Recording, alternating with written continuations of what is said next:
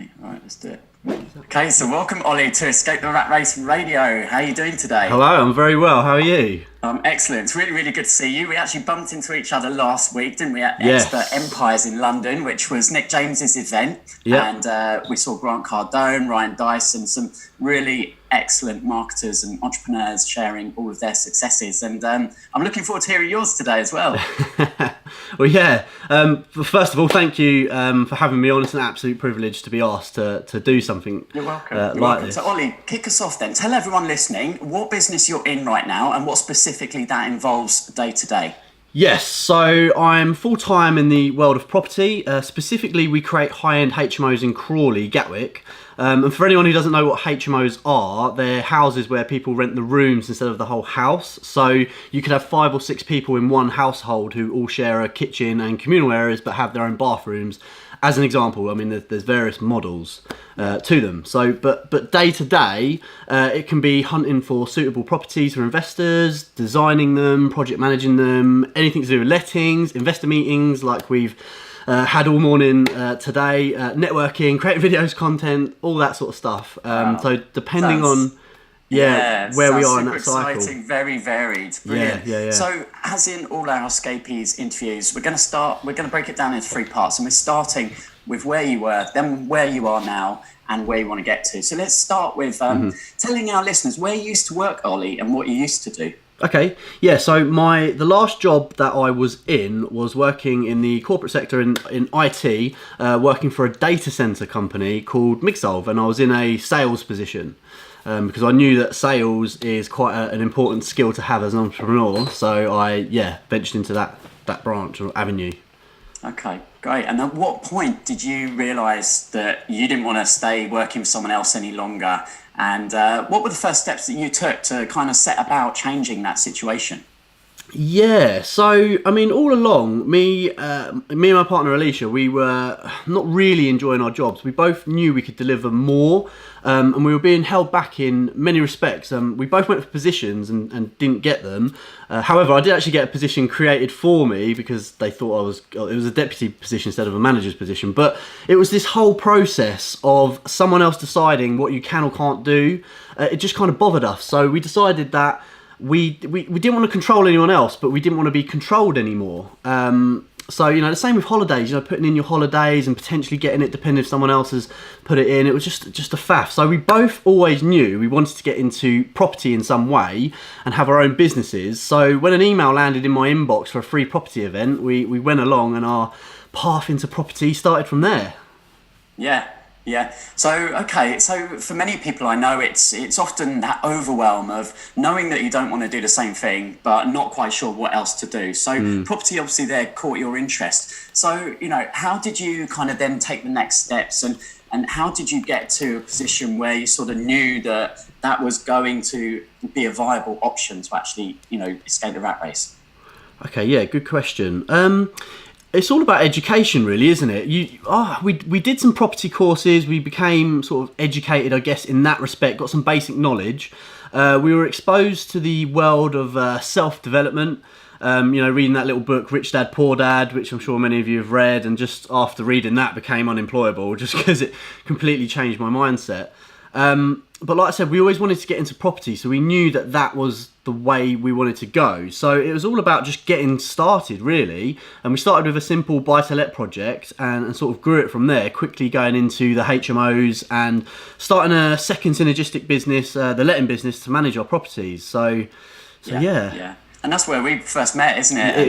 Exactly. I think that was back in 2014. So it just shows, that it does take a few years. People who want to escape the rat race and just think it can happen overnight, you need to put in the time, you need to be consistent, and you need to understand that it's not going to happen straight away. No, exactly. Completely agree. So for you then, Ollie, what were the critical decisions that you had to make, or the parameters that you set yourself to help you decide exactly when was the right time to actually quit your job? Yeah, so that is a great question.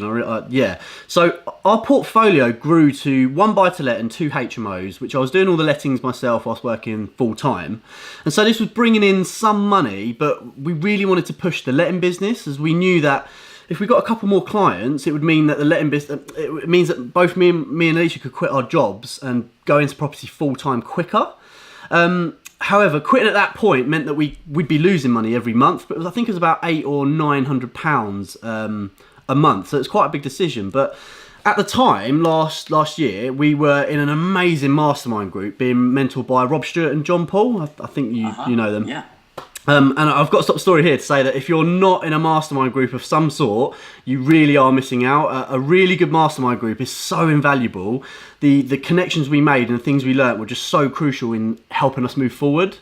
But yeah, anyway, it was decided that taking out a £15,000 loan to live off, which I got at 3%, so it's basically free money, right? That was what was needed to be able to concentrate on growing the letting business.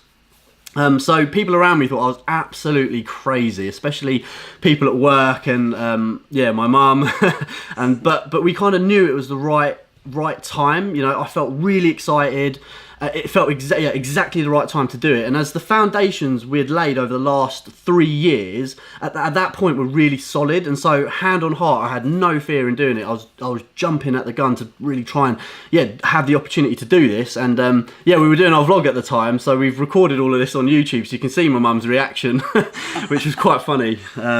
Brilliant. No, I think that's great for people to hear, because, you know, it's very difficult sometimes knowing, you know, do you wait until income's at a certain level, or do you just take that kind of leap of faith, knowing that once you've got all your time to focus 100% on your business, that things are going to really accelerate much, much faster that way? I mean, I've got 2 kids, a mortgage, and so it really had to be a calculated risk built on those solid foundations and putting in the effort over the last 3 years. It wasn't, you know, someone listening might think, oh, you've taken £15,000 out and really jumped into it. But no, it was a very calculated risk. Yeah, great. So let's move straight into part 2 then. Where are you now? So, Ollie, how long ago is it now since you quit the rat race? And can you remember your escape the rat race date? Yes, I can. So it's been just under a year. It was Thursday the 15th of June. So nearly a year now. I handed my notice in on a Monday, and because I was in a sales role, they got rid of me by Thursday. So it was brilliant. It was a really good handover. So yeah, nearly a year. That's cool. And can you share with us 3 of the biggest realizations that you've had since transitioning from being an employee to becoming a business owner? Yeah. So again, I think it's a really good question, that. And so 3 things jumped out at me straight away. And the first one is, and you've probably heard it all before, but how you do anything is how you do everything. Because over the past 4 years, I became more and more disheartened with the day job. So all I wanted to do was property, and I've always been pretty bad at doing things that I didn't like doing. And I'm a strong believer in changing something if you're not happy. But I had to keep the steady income of the job in order to ensure things didn't slip in the 2 businesses that we were building. So in these jobs, I saw myself becoming more and more lazy, and sort of others close to me say they think it was a combination of me working full time, studying for a degree with the Open University, building the property businesses and having children. But whether that did play a part or not, when I left the job last year, I really struggled for 2 months. I had really bad habits, and they transferred. I was almost performing at a bare minimum level. It's not really the level I like to perform at, but it was, you know, I was trying to conserve my energy during the day to be able to do all the work at night. And so, yeah, it wasn't good. So if you're currently in your job wanting to escape, don't perform any less than you would in your own business, as if you do, bad habits, including being lazy, are just so easy to form and hard to break. And I guarantee your overall performance, it just will drop. And I had little to no accountability, and I didn't hold myself to account either. Which leads me into my second realisation, which is owning 100% responsibility. So in those first 2 months of leaving my job, I kept blaming other people for my shortcomings, and mainly Alicia. It's obviously a huge challenge in itself working with a business partner, let alone a life partner, which is obviously what she is. But I was finding fault in the things that she was or wasn't doing instead of focusing on the things I was or wasn't doing. And to give a bit of backstory whilst keeping it as concise as possible, up until this point I was involved in building our portfolio, but it was mainly Alicia, as I was working full time and bringing the money in while she worked part time, and I did pretty much everything, or she did pretty much everything other than the lettings. So this is going a bit deep actually, and I don't think I've actually shared this outside my mastermind group, but I really had to go back through my life and analyse my childhood and how I was brought up, you know, kind of what's the word, going through therapy by myself, I guess, like going through the school years, early 20s, the jobs I'd had, and I had to let go of things that were holding me back to be able to move forward. And I came to the conclusion that it was a combination of the way that my mum raised me by doing everything for me, which obviously was the best, with best intentions at heart, and almost having another woman, Alicia, who was extremely close to me, doing everything again. And I quit my job to build the letting business alone, but I was getting annoyed at Alicia for not doing this with me too. And it was a really rough couple of months, but I got through it. And I like to think that, you know, one of my strengths is being self-aware and being open-minded and listening to those around me. But in this time, I had to own 100% responsibility, because no one was going to do this for me. If I didn't give myself 100% permission to really go for it, it just wasn't working. So you're 100% in control of everything yourself, and when you realise that and you begin to take control, that's when the magic happens, which leads me into my third and final realisation, which is discipline. And you've got to have it. You've got to plan your days. You've got to, more importantly, execute on those plans consistently, even when you can't be bothered. And you have to be self-aware and honest with yourself. Are you doing the biggest income producing activities or jobs that move you toward your goal? Not the busy jobs that need doing but aren't ultimately moving you forward, and that can be done later in the day when you're not at your peak performance. So yeah, they're my three realizations. And wow. Great question. Well, thank you for sharing that, Ollie. And I can totally understand, you know, it is a big shift from the employee mindset to the entrepreneur mindset. And I think the personal development, looking at yourself and looking at the faults and the weaknesses, and it sounds like you had to go through that in order to move on to the next stage, and you certainly have done that. So Ollie, tell us, what's the best thing, what do you love most about having your own business? Yeah, so there's so many things I love, but if I had to pick one, it's the journey. As cheesy as it sounds, there are some real lows which really test you and really do build your character and strength of mind or mindset resilience, whatever you want to call it. But then the highs are just so amazing, and the energy levels when things are going really well, they're incredible. So you've got to enjoy the ride. Don't let the lows beat you, and learn from every experience, and just always keep on moving forward.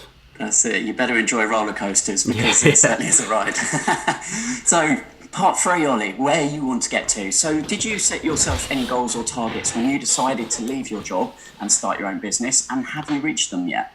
Yeah, so as I mentioned, when I left my job, the goal was to grow the letting business, but I started doing that and ended up growing the other business. So the letting business has almost doubled now. It has doubled, and it will double again by the end of the year. So because they're such synergistic businesses, it's crazy the growth that then happens. So it's very difficult setting goals, I find. I guess I won't go off on too much of a tangent, but you do set these goals and they always take longer than you think. So the key is to not get disheartened. And, you know, you've heard it all before, but don't set stretch goals, but don't get there's a sweet spot, isn't there, of setting goals, and just keep on moving forward. But yeah, we sort of set goals. We've exceeded them, but unintentionally, I guess.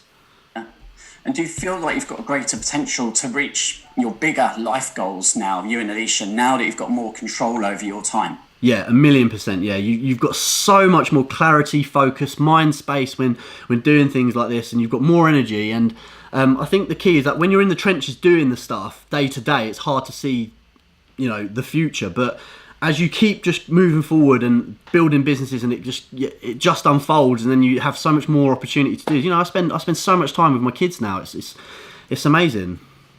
Yeah. So you're a year in, you've got the experience behind you. So what do you think, Ollie, is going to be the most important thing over the next 12 months to help you keep progressing forwards?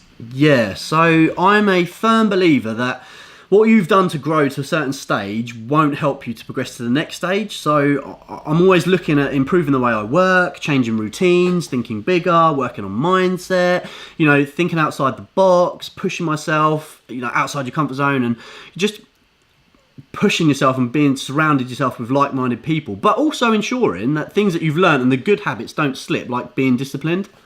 So, you know, getting that balance of always pushing, but compounding on what you've learned as well. Wow. Well, it's been fantastic, the little, you know, fast track through your journey from employee to business owner and beyond. Ollie, for anyone who's listening now, who's been inspired by your words and your story there, they're squashed up on that train, they're in the traffic jam, they're in the rat race where you were just over 12 months ago. What would be your words of advice for them if maybe that fear is still holding them back from taking that leap? Yeah, so great question. I think for people right at the start now if you haven't already. You've probably heard it all before, but those small steps that you can take daily, weekly, they really do compound, and it gives you such motivation to carry on. And you're probably going to have to go through maybe a few different strategies to figure out what is right for you. But if you're a little further along than that, as I'm fairly cautious, I used my fear to ensure that we built a platform that was so solid and really ready for growth before deciding to escape. That once you've got all the systems in place, it will allow for this growth. You know when the time is right to make the jump and take that calculated risk, which at that point should be de-risked. So that's my advice. And don't do it alone, as you said already. Definitely. Get people around you, so important. Yeah. Excellent. Ollie, you've been an amazing escapee guest today. Thanks so much for sharing your story. I know Alicia's hiding in the background. We're going to have to get her on the show as well in the forthcoming few weeks. So thank you so much for having me. Yeah, seeing you at Escape the Rat Race event very soon. Thank you. See you soon. Bye, everyone.